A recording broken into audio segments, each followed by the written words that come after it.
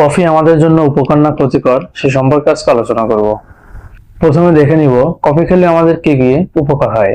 কফিতে আছে ক্যাফেইন, যা আমাদের মস্তিষ্ককে চাঙ্গা রাখে এবং কোনো কাজে কনসেন্ট্রেশন বাড়ায়।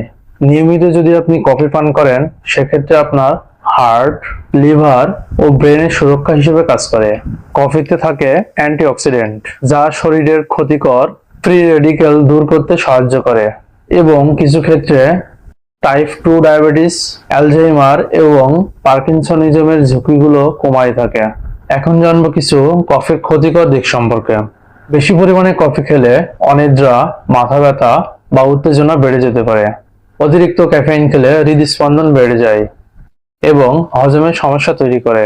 যাদের অ্যাসিডিটি বা হাই ব্লাড প্রেশার এবং গর্ভাবস্থায় আছেন, তাদের জন্য অতিরিক্ত কফি ঝুঁকিপূর্ণ।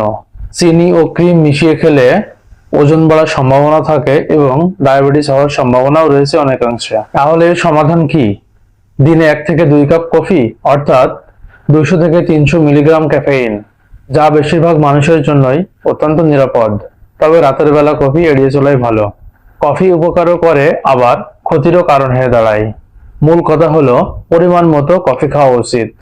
স্বাস্থ্যকে গুরুত্ব দিন, কফিকে বানান আনন্দের সঙ্গী। ধন্যবাদ সবাইকে। ভালো থাকুন, সুস্থ থাকুন।